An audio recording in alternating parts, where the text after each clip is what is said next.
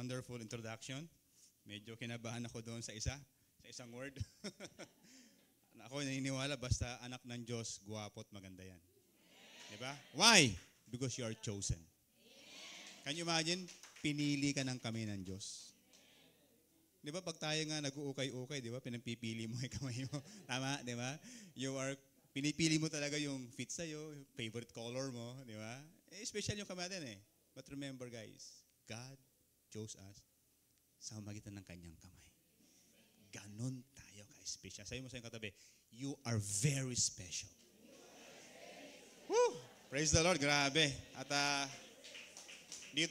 doon pa lang, solved na. Diba? Doon pa lang, grabe. Tapos na ang laban.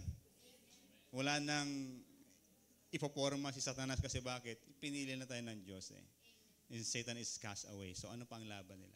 But as of now, mga kapatid, thank you for this privilege to share to you the Word of God. And when Pastor Chris sinabi niya sa akin na ako yung magiging guest speaker, of course, nung una, siyempre, nakakaba. Kasi pribileyo ang maghayag ng kabutihan ng Panginoon sa isang simbahan. Bilang isang pastor, ito po ay tinitreat ko na isang mabigat na responsibilidad. Because I am not telling the words of this world, but the Word of God. The Word of God in which we can rely on. Ang salita ng Panginoon na matagal nang ibinigay ng Diyos sa sanlibutan ito, na until now, nagbabago ng buhay. The only book that translated to many dialects and language, walang iba kundi ang salita ng Diyos. Nahihirapan ka magtagalog, Ilocano ka, meron tayong Ilocano Bible. Nahihirapan kang magbasa ng Ilocano, meron tayong Pangasinan. So, hinanda ng Diyos yan dahil sa kanyang katapatan para malaman mo ang pagpapalang nakahanda sa iyo. Amen po ba? So, ngayon po ay babatiin ko po ang ating kasama sa gawain, ang CFICC ng Happy 11th Anniversary. Grabe. Isang journey na kung saan alam ko, punong-puno ng pakikibaka ito. You know what? Sabi nga, life is not a destination. It is a journey. Pag journey yan, marami kang mga mararanasan. Lalo, ikaw ay naglalakad. Tama? Sabi nga, I forgot the name of one of the men who crossed the Amazon River by foot. Sa biyaya po ng Panginoon, nakaligtas po siya. Guinness Book of Record yun. I forgot that name. Siya lang yung taong nakakross from the Amazon River mula sa north going to south. Ay napaka-dangerous po ang Amazon River. Naandyan po lahat ng klaseng mga palaka, maapakan mo lang, poisonous yun, anliit. Pwede mong ikamatay. Pero tayo po, through CFICC, I know that this journey, maraming challenges, but isa lang naman ang nangyari. Nagtagumpay lagi ang Panginoon. Amen. Bakit? Dahil siya ay tapat. You know mo, nung binigay po ni Pastor Chris yung kanila pong theme. Yan, yung ever faithful. Sabi ko, isang bagay lang ang pumasok sa isip ko. The word ever faithful is an attribute of God. I remember when I was in seminary, there are two ways to know the Lord.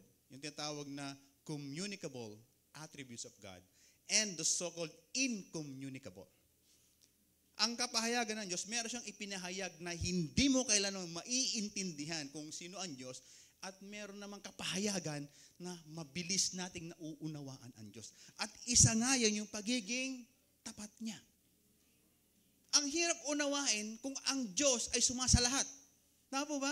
Ibig mo sabihin, the word omnipotence is God is in the Philippines, God also in Korea, and God also in America. How can you understand that? Pero you know what? Mabuti ang Panginoon dahil meron siyang isang kapahayagan na lubos nating naiintindihan. Yan ay ang kanyang katapatan. Amen? Yan po yung nararanasan po ng bawat isa. Kaya kung nag-i-struggle kapo kayo pa nag-i-struggle ngayon, tandaan mo mabuti ang Diyos. Hindi pwedeng lampasan ng struggle mo ang kabutihan ng Diyos. Kaya nga, ever faithful.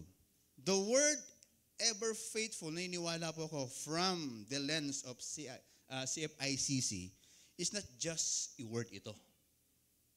It's not just also a theme for them. The word ever faithful. Or, it's not just a declaration. But, commercial po yun. Okay? Di ba? Bili po kayo ng gatong mic, di ba? Hindi, joke lang po.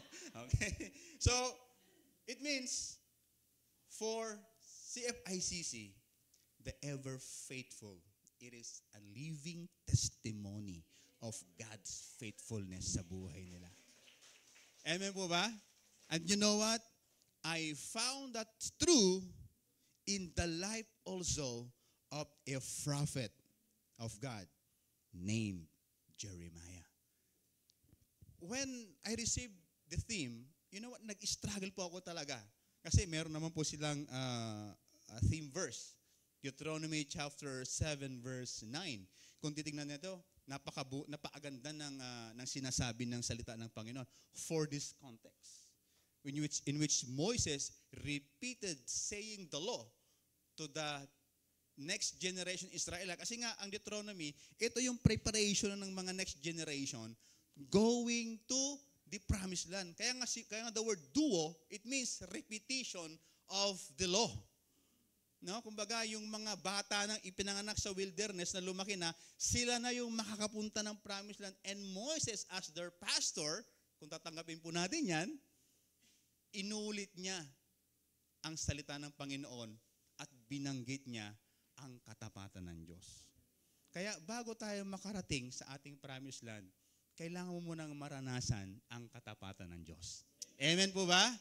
Kaya, open our Bible in Lamentation, chapter 21, verse 24. Nag-struggle ako dito. Sabi ko, Lord, celebration itong gagawin. Then, my text is Lamentation. Ang Tagalog po ng Lamentation, panaghoy.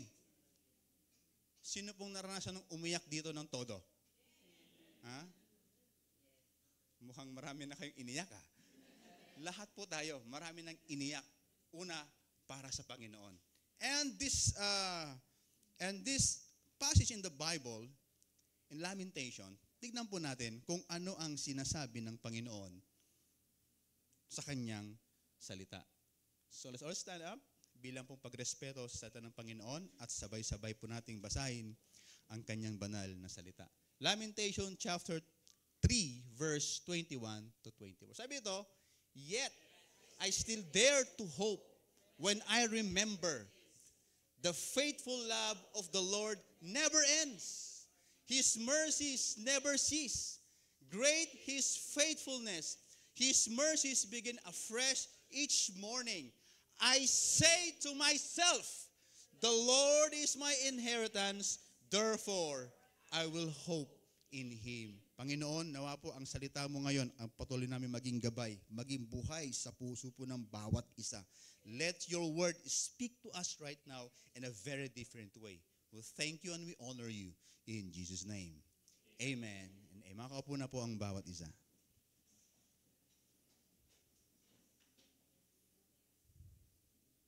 Ito pong lamentation na ito ay isinulat po ni Propeta Jeremiah. Because Jeremiah, prophet, is they called the weeping prophet. Ito yung klase ng propeta na pag nagbigay siya ng propesiya, lumuluha talaga siya. Umiiyak talaga siya. And during this time, the lamentation, naisulat po ang lamentation dahil po sa isang matinding sitwasyon ng Israel nung panahon nila. You know what? During that time, dito po nasaksihan ni Propeta Jeremiah kung papaano nasira ang kanilang bayan, ang kanilang templo sa magitan po ng isang hari na si King Nebuchadnezzar. Nakita ng kanyang mga mata, papaano pinatay ang mga priest, papaano in-exile ang kanyang mga kasama, at yung nirespeto nilang templo na kung saan there is a covenant there, sabi ng Panginoon, to this temple, I will hear your prayer. Naruwin po yun. What a devastation, what a grief to Jeremiah during that time. Kaya niya po naisulat ang Lamentation. In fact, when you read Lamentation, sabi nga ng mga scholars, it is a wonderful expression of grief of humanity. Kaya kung nakita ko, siguro ang pinakamasakit na nangyari sa atin ay yung mamatayan ng minamahal. Tama po ba? But you know what? Higit pa dyan ang naranasan ni Jeremiah. But the good thing about this, in chapter 3, verse 1 hanggang verse 20, makita natin how Jeremiah expressed his heart, his grieving to his people, to his country. But the good thing about that, nagkaroon po ng shifting in verse 21. Ano sinabi niya doon? Yes, I see. Very devastated kami. But one thing, sabi ni Jeremiah, sabi niya ganyan, yet still I dare to hope when I remember this. Ano yung naalala ni Jeremiah? Sa gitna ng kanyang paghihinagpis? The faithful love of the Lord. You know mga kapatid, if you are grieving right now, na problema kang ang hirap mong matakasan, nahihirapan ka physically, emotionally, torture ka na, grieving ka, one thing that you can remember now, God is faithful. Mabuti ang Diyos. Amen? Hallelujah!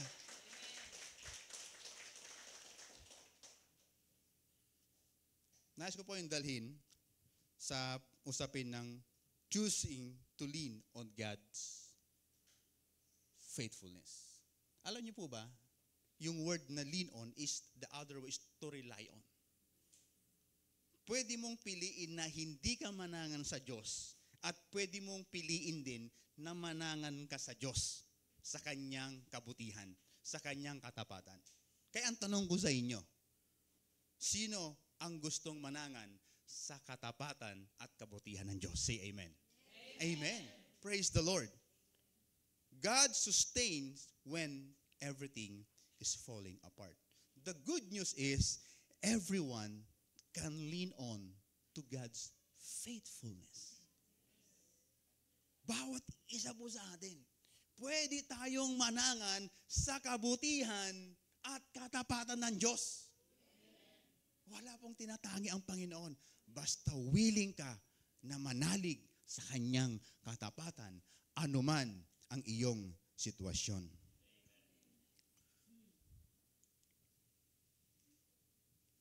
So, 3 reasons why it is important to lean on God's faithfulness in our lives. I will share to you based on Lamentation 3:21 to 24, yung tatlong rason, bakit ba natin kailangan manangan sa kabutihan at katapatan ng Panginoon. Maraming mga tao ngayon, nanangan sila sa kanilang sariling kakayanan,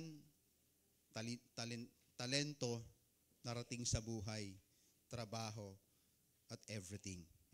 But I want to remind you this afternoon that more important to learn to each every one of us that we need to lean on to God's faithfulness.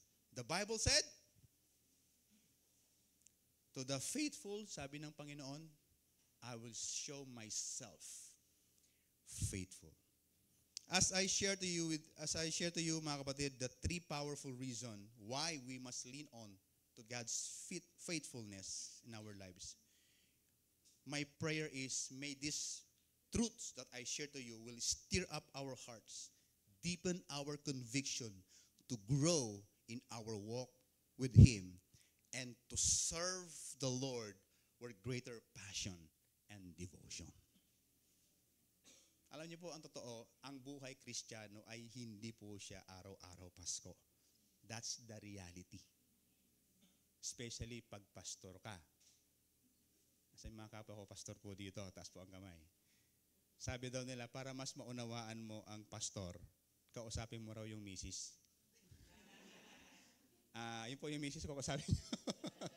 Diba? May lagi tayong kwento kung paano raw paiyakin ang isang kalabaw. Sa pastor po yan, nagsimula yung kwento na yan eh. Paano paiyakin ang isang kalabaw. So may mga magagaling na mga tao, pinalo yung kalabaw sa ulo, hindi umiyak. Anong ginagawa? Wala. Pero may isang pastor lumapit, umiyak yung kalabaw. Sabi ng mga tao, anong sinabi mo sa kalabaw? Sinabi ko ng sweldo ko. Umiyak po yung kalabaw. So ngayon po matutunghayan po natin yung tatlong mahalagang bagay. Bakit natin kailangan mag-rely sa katapatan ng Panginoon? At ang dalahin ko po, right after we hear these truths from the Bible, nawa po ma-stir up ang ating puso, magkaroon tayo ng deep conviction to grow more in our walk with the Lord and to serve the Lord with greater passion and devotion. Yung talagang nanggigigil ka na maglingkod at sumunod at gawin ang kalooban ng Panginoon. Naghahanap po ang Diyos ng ganyang mga tao ngayon. Baka available po kayo o kayo po yun, ipagpatuloy po natin. Amen? The harvest is plenty, mga kapatid. Kailangan lang, gigil lang tayo. Kung gusto natin pong mag-harvest, napakalaki ang hinanda ng Panginoon na harvest. Alam mo lang kailangan, gigil ka lang. Kaya sabi mo sa katabi mo, gigil ka ba? Ayan, huwag mo sapakin, sabi mo lang, gigil ka ba? Ayan, baka sapakin nyo naman. Ayan, kailangan pag Kristiyano kang may gigil. Okay? May gigil. So number one, yung powerful reason why we must lean on God's faithfulness is, eto, our hope will be anchored in God's character, not on external circumstances. Bakit? Sinabi ni Jeremiah, yet, sabi niya ganyan, I still dare to hope. Actually, sabi ni Jeremiah, wala na akong parang pag-asa sa nakikita ko sa nangyari sa bansa namin. Religiously, politically, economically, wala na. But I dare to have hope. Hindi pwede. Kailangan akong magkaroon ng pag-asa pa rin. Kasi bakit? I remember that our God is faithful. Amen. Hindi magtatagal ang kapighatiang ito. Hindi magtatagal ang aking sitwasyon dahil malapit na ang Panginoon, dahil siya ay faithful. Sabi doon, yet I still dare to hope when I remember this. You know what? Napakaganda talaga pag marami kang experience na ang Diyos ay tapat sa buhay mo. Kasi bakit? Magiging anchor mo yan sa panahon na susubukin ka ng sitwasyon. Kasi ba masasabi mo, hindi, ang Diyos ko ay tapat. Sinusubok ako ngayon, pero ang pagsubok na ito ay bunga ito ng katapatan ng Panginoon. To mold my character. At diyan mo maiintindihan ngayon na ang iyong hope, ang iyong pag-asa ay hindi ngayon nakabatay sa mga nakikita mo, kundi nakabatay siya doon sa karakter kung sino ang Diyos.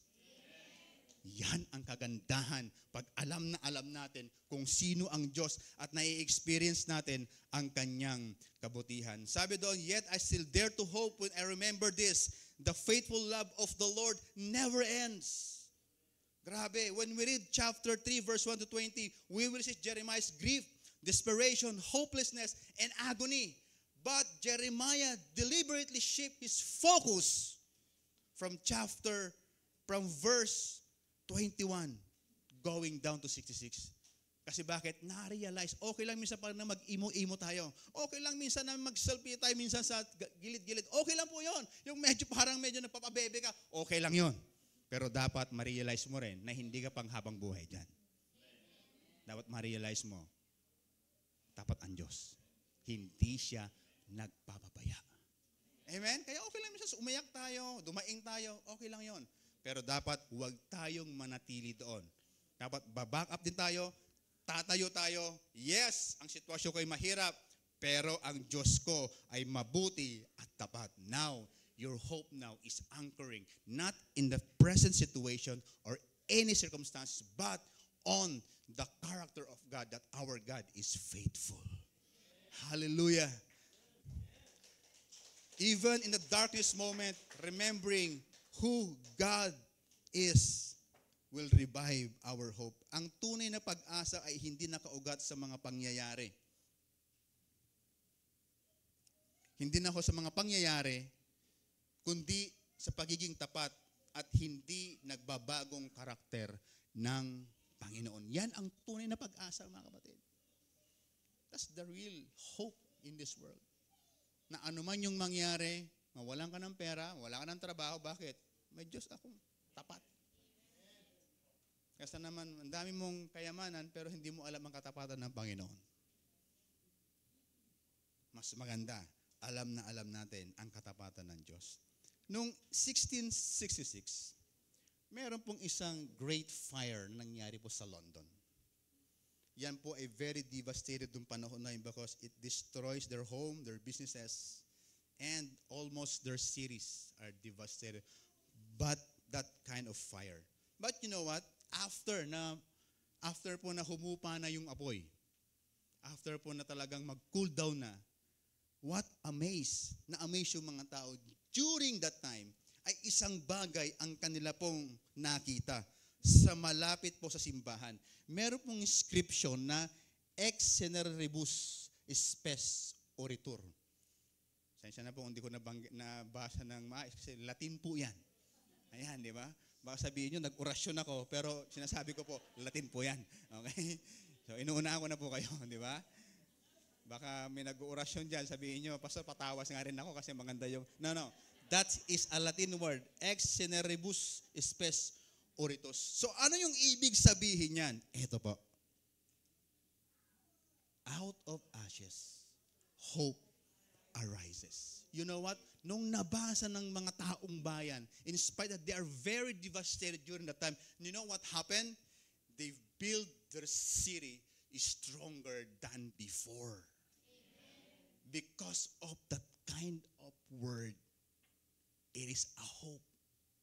How much more, mga kapatid, tayo, yung Diyos natin buhay. Grabe. Grabe. Itaya mo na ang buong buhay, tatapatan niya ng Diyos. Kaya dapat sa paglilingkod natin, huwag tayong urong sulong, mga kapatid. Kung yung hakbang mo maliit, at ganito lang paglilingkod mo sa Diyos, huwag ganyan, lakihan mo na. Why? Tapat ang Diyos. Tapat ang Panginoon. So napakahalaga na maunawaan natin, maintindihan natin ang ating pag-asa ay mabatay sa karakter ng ating Diyos. Dahil dito tayo mas nagiging matatag at matibay sa ating buhay bilang mga lingkod niya at bilang isang Kristiyano. Pero gayon man, hindi lang nais ng Diyos na matatag ang ating pag-asa sa Kanya, kundi makita rin natin ang ating buhay na nakabase sa Kanyang habag at biyaya. And this is now my second powerful reason why we must lean on God's faithfulness, because our lives build only on His mercy. Anong ibig sabihin yan? Ang ating buhay ay naitatag lamang sa Kanyang awa at habag. Kung wala ang habag at awa ng Diyos ngayon, baka hindi ka na dumilat kanina. Amen ba? Kung wala ang habag ng Diyos at biyaya niya, baka lahat tayo ngayon hindi nakarating sa lugar na to. Pinapakita lang, kaya tayo nabubuhay dahil ang buhay natin nakabase sa habag at biyaya lang ng Diyos. What a humbling statement for us as a human. Na wala tayong pwedeng ipagmalaki sa harapan ng Diyos. Kasi bakit? Nabubuhay lang tayo sa Kanyang habag. Napakasarap na maintindihan natin, Lord, without your mercy, without your grace, wala ako sa paglilingkod sa iyo. Wala ang 11th year celebration ng CFICC kung wala ang habag at ang biyaya ng Panginoon. Kaya sabi doon ni Jeremiah, His mercies never come to an end. They are new every morning. Great is your faithfulness. In fact, may kanta po yan, di ba? Great is thy faithfulness. Pero meron pa isa doon. Morning by morning. Ayan. Di ba? Hindi lang kayo magaganda, mga pogi, magagaling pa kayong kumanta. Yeah? Praise the Lord. We need to understand that without the mercy and grace of God, we will never sustain this life in this world. Sabi ko nga nung last Sunday sa KCV Filipino Church, tandaan mo to, bago ka nagka-problema, in the beginning, sabi ni Lord, let there be light. Ibig sabihin, bago magkabuhol-buhol ang buhay mo at kung ano iniisip, tandaan mo, when God created this heaven and earth, until now, He sustained it faithfully.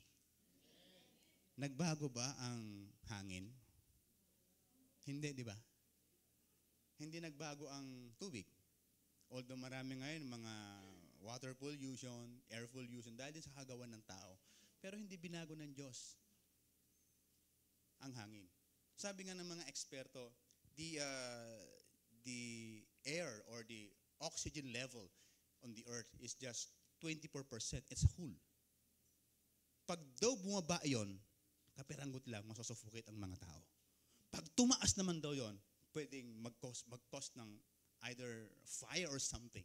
So ibig sabihin, tama lang yung pagkakalagay ni Lord na 24% oxygen para mabuhay tayo at ipakita niya ang kanyang kabutihan at katapatan sa atin. Praise the Lord! Subukan niyo huminga. Hinga po tayo ng malalim. Hinga. Buga. Wow. Napakabuti ng... Ba't may nagtakip ng ilong? Woo! Di ba? Yung paghinga mo pa lang, sinasabi na, tapat ang Diyos sa atin. Hallelujah. Grabe. Naalala ko rin po nung, I think, last Sunday rin po. Sabi ko sa ating mga kasama dito sa church, if you are excited to your promised land,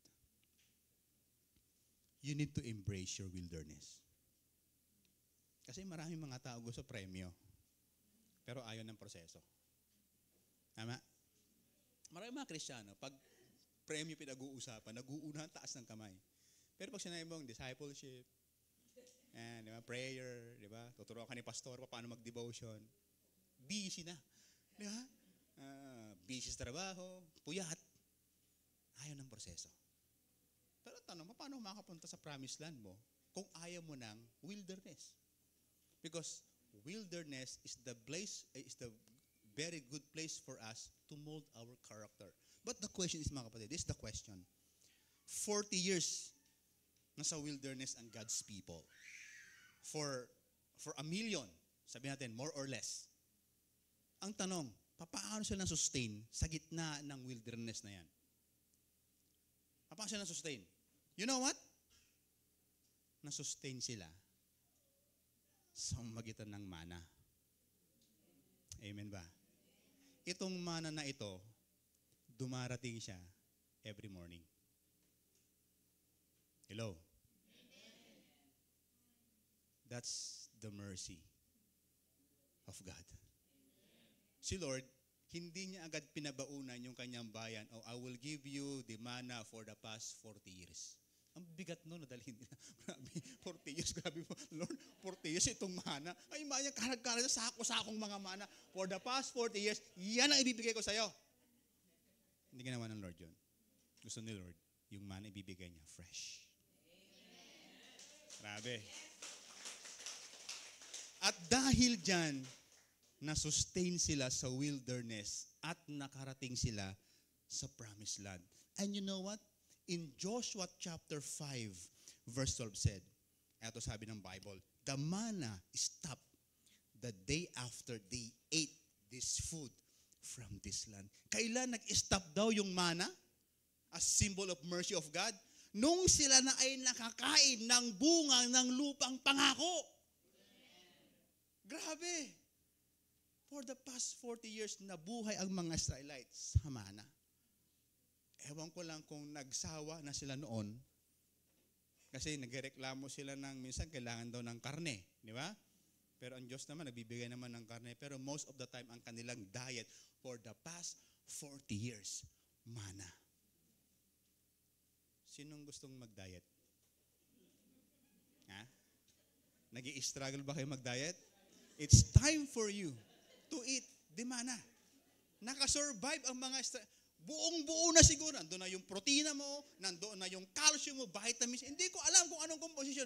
But that is sustain the Israelites for the past 40 years in order for them to enter to the promised land.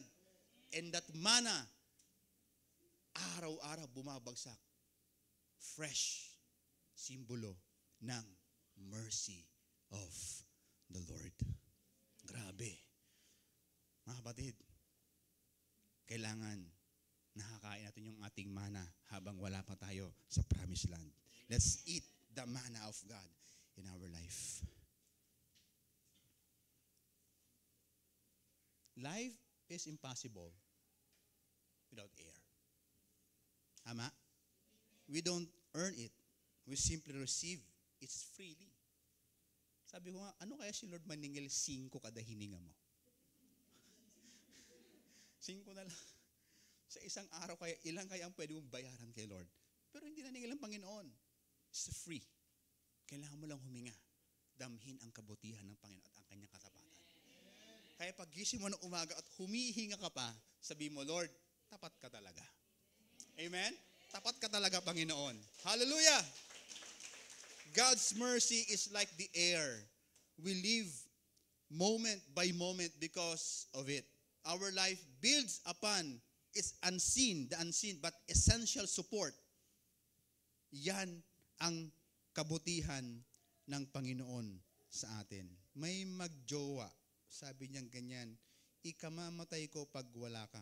Sabi naman ng isa, bakit? Ako ba ang oxygen mo? Minsan masyado yung mga, masyadong may mga gano'n silang jejemon kaisipan. Tama ba? Ikamamatay kita pag wala ka. Bakit? Ako ba ang oxygen mo? Ay. Lahat tayo siguro dumaan sa ganyan. Sabi ni Thomas Watson. Thomas Watson is a preacher in the 16th century. Sabi niya ganyan, mercy is the medicine for misery. Amen. Hallelujah. If you want to ace the misery in your life, accept the mercy of God. If you feel miserable today, take God's mercy to cure your misery, because our life built only on His great mercy and love. The third reason why we must lean on God's faithfulness is our life becomes more God-centered. Ano sabi ni Jeremiah? Right after na nag-emote po siya, ayan, no? Nag-iyak-iyak siya, nakita niya. Ano sabi ni Jeremiah? At the end of verse 24, sabi niya, and I say to myself, hindi niya sinabi, and I say to you. Hindi niya sinabi yun, di ba? Pinersonal niya eh. Alam mo, masarap personalin si Lord minsan. Masarap pag-personal yung atake mo kay Lord. Lord, totoo ka sa akin. Hindi, totoo ka sa kanila. No, make it personal. Sabi ni Jeremiah, I say to myself, the Lord is my portion. Therefore, I will wait for Him. Sa mga Diyos, sa mga taong umaangkin kay Lord, ito yung mga mahahaba ang pasensya. Tama? Willing maghintay kay Lord. Kasi sometimes yung waiting, sometimes for us to calibrate our character. Kaya minsan, willing tayo dapat na hintayin ng Panginoon. So Jeremiah become more God-centered during in the midst of his desperation. Why? That's kanyang declaration that the Lord is my portion and I will wait His faithfulness. Gusto kong makita muli ang katapatan ng Diyos sa buhay ng aking bayan. When our life become more God-centered, meaning, nag-iibang level na ang buhay pananampalataya mo, mga kapatid. Ibig sabihin, ikaw na yung klase ng Kristiyano, ha? Pag hindi ka nakapag-pray, nangihina ka na. Ganyan na ba ang level ng ating spirituality? Na pag hindi ka nakabasa ng Bible sa isang araw, feeling mo, hindi ka kumain ng 5 araw. Ibig sabihin, your life become more God-centered na. Kasi bakit? Nauuhaw ka na sa mga bagay na spiritual. Nauuhaw ka na sa mga bagay na nais ng Diyos sa buhay mo. It means your life now is being now in the center of His God's will. Hallelujah. At dahil dyan, patutunayan ng Panginoon kung gaano siya kabuti sa buhay natin. Sabi ni Apostle Paul sa kanyang declaration in Philippians chapter 1 verse 21, for me, sabi niya ganyan, to live is Christ and to die is gain. Grabe. Mabuhay ang kalooban ni Kristo sa akin kahit na ikamatay ko pa. That's the God-centered life for Jesus.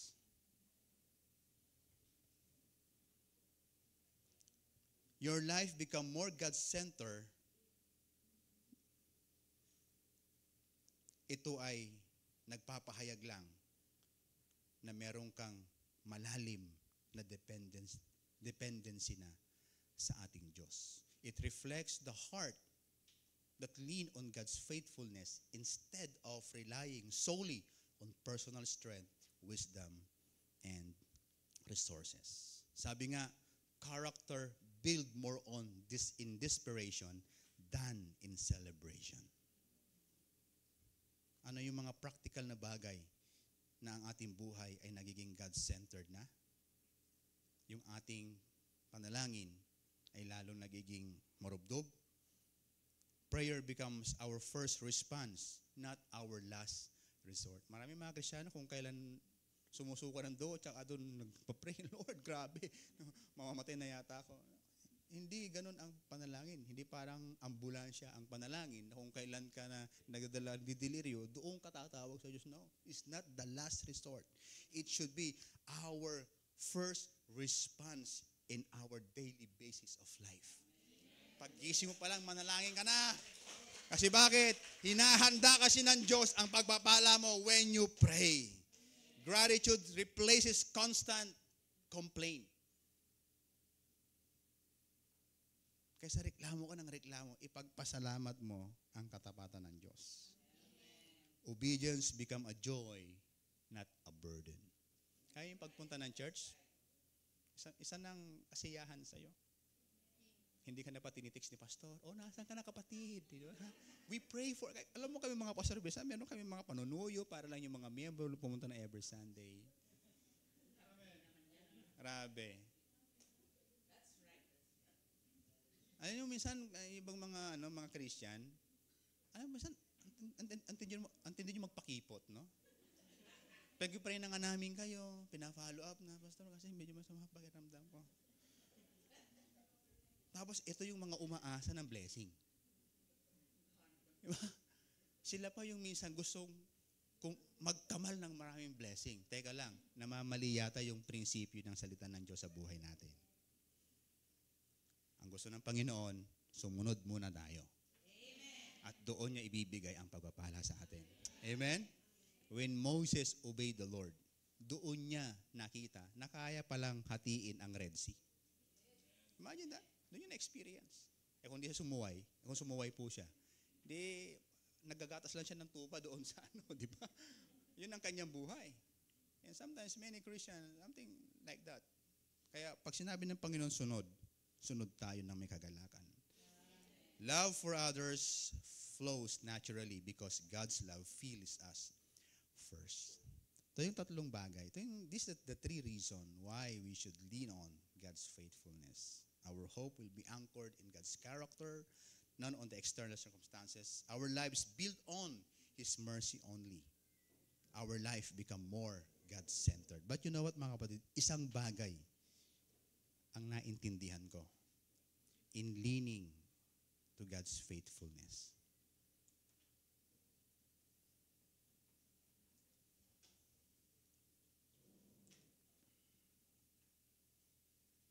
Ito. Sometimes, leaning on God's faithfulness is painful and hurtful. Why? Because it requires total surrender.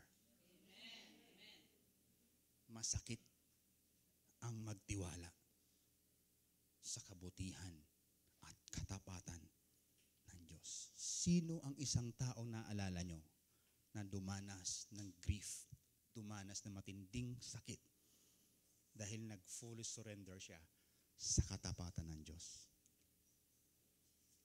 No other than our Lord Jesus Christ. Ano sinabi niya dito? Jesus called out with a loud voice. Nung si Jesus ay sumigaw, ano yung kanyang sitwasyon? Nakapako po siya ng paa, kamay. Nalatigo na yung kanyang likod.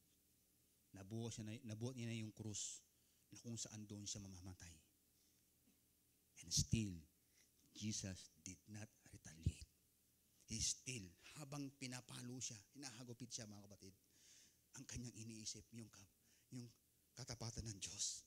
Nung pinako sa krus ng Kalbaryo, nagtiwala pa rin siya sa katapatan ng Ama. Kaya sabi niya, Father, into your hands, I commit my spirit. When he had said this, he breathed. Ibalik natin. His last.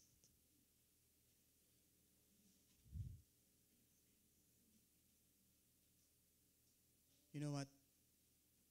One of the reality in surrendering our life in God's faithfulness, sometimes it shatters our life. It will break us. It will hurt us. Masakit. Pero you know what? There is a art in Japan. Ito matindi ito. There is art in Japan na ang tawag nila rito is, I don't know, maybe more of you alam, Japan's art is kintsugi.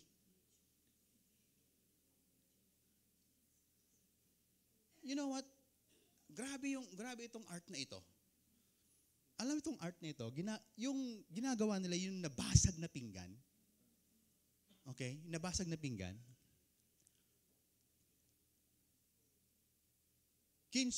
Kinsukuri, uray, to repair with gold, the art of repairing pottery with gold or silver, lacquer, and understanding that the piece is more beautiful for having been broken. You know what? Yung simpleng ceramic lang na, sabihin nating mangkok, no? Na nabasag. Sabi nga nila, the more you are shattered in pieces, the more na mas maganda. Alam mo ginagawa tong art na to? Yung mga nabasag na mga pira-piraso na yon, yung pagdidikit ng uli nila eh.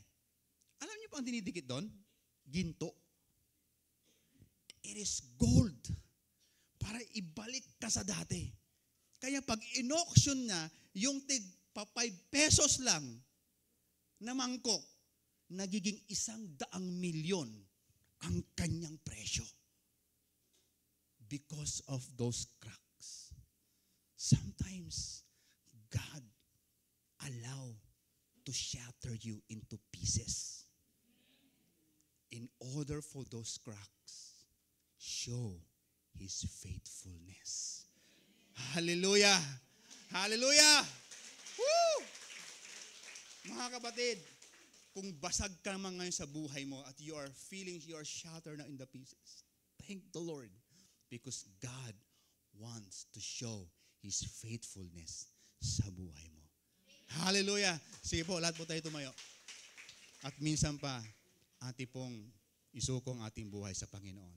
Maybe some of you, nandito ngayon, naghahanap talaga ng totoong pagkalinga ng Panginoon, naghahanap talaga ng kanyang kabutihan. Ito na yung time na again, lumapit tayo sa Panginoon.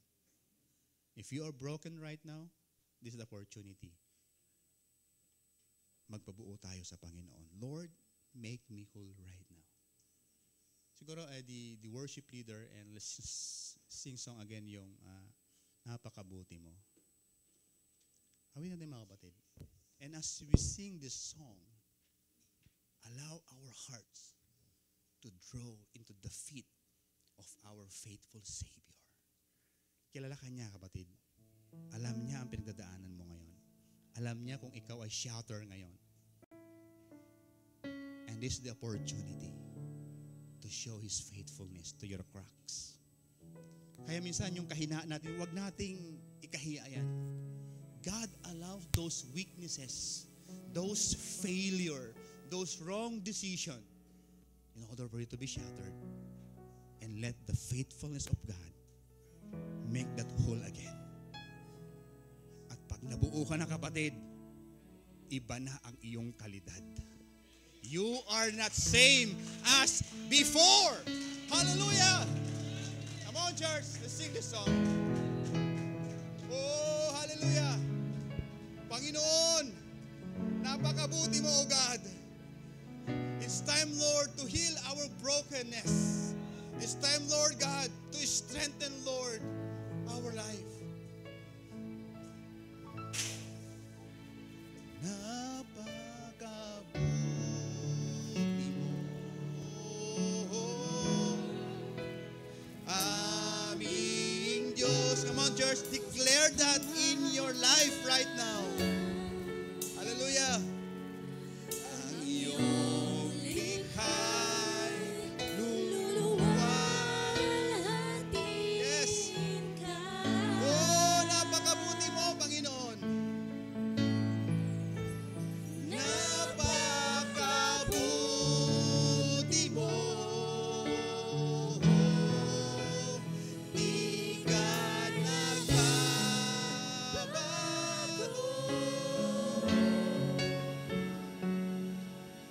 Noon, ngayon, kailan pa man. Sa buong, come on, church, isigaw mo sa Panginoon, napakabuti niya. Hallelujah! Napakabuti mo. Aming Diyos Ama, ang iyong While we are singing this, luluwalhatiin. I will ask my co-pastor to come in the front. Sige po, sa aking mga kapwa pastor, lapit po tayo sa harapan. And it's time for us to minister to our people. Sige po. To my co-pastor, come forward. Sige po. Lapit po tayo. Dito po tayo. It's time for us to empower these people. Sige po.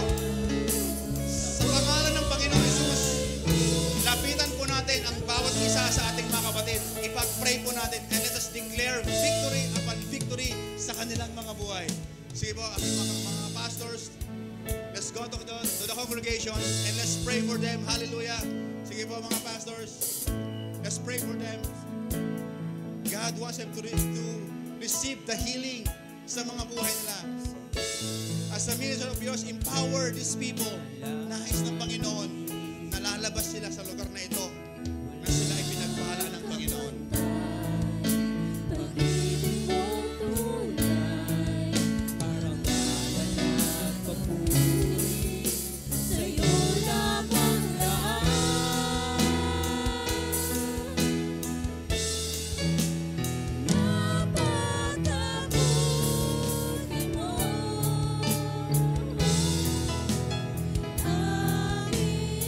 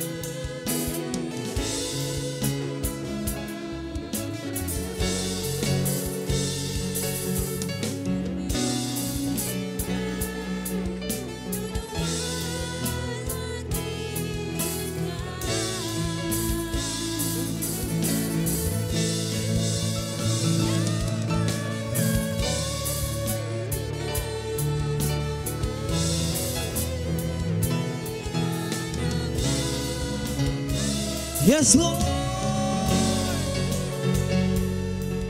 Noon, ngayon, kailan pa man, sa buhay ko naman.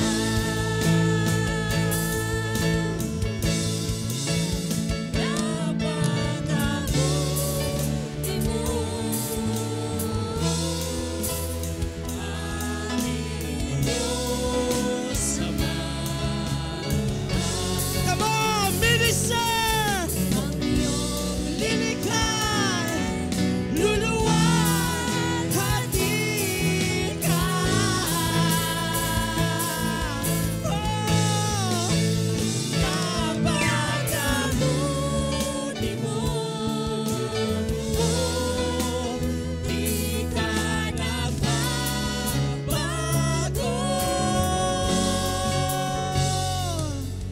Noon, ngayon, kailan pa man, sa buhay ko'y tapat. Come on, church. Pwede po bang harapin natin yung mga katabi natin? Hanap po tayo ng partner, mga kapatid. Just speak blessing. Come on, speak victory, speak healing. Come on, church, come on. Come on. The culture of prayer. Praying church. Lord, even the music team, even the worship team, come on. Pwede tayo makipag-usap. Just utter praise and worship. Utter prayers. Come on. Come on, declare. Declare. You are ever faithful, oh God. Jesus. Jesus. Jesus. Oh. Shikarabakale, labakale, labakale. Shikarabakale, labakale. Oh. Napakabuti. Yes, Lord. Jesus. Jesus. Jesus. Jesus. Jesus. Jesus. Woo! Luluwalhati ka.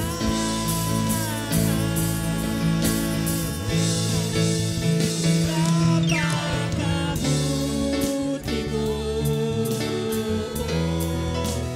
Di ka nagbabago. Noon, ngayon, kailan pa man, sa buhay ko'y tapat. Isa pa, Panginoon, sa oras po na ito, nagpapasalamat po kami. Nagpapasalamat po kami dahil patuloy na dala-dala po namin. Dala po namin. Dala po namin ang katagumpayan. Dala po namin ang kagalingan. Dala po namin ang kapayapaan. Dala po namin ang iyong pagpapala, Panginoon. Marami pong salamat, Panginoon, sa iyong mensahe. Marami pong salamat. Marami pong salamat. Pwede po ba nating sabihin, marami pong salamat, Panginoon. Marami pong salamat, Panginoon. Marami pong salamat, Panginoon. Thank you, Jesus. Thank you, Lord. Thank you, Holy Spirit. Thank you, God the Father. This is all yours. In Jesus' name we pray. Ang lahat ay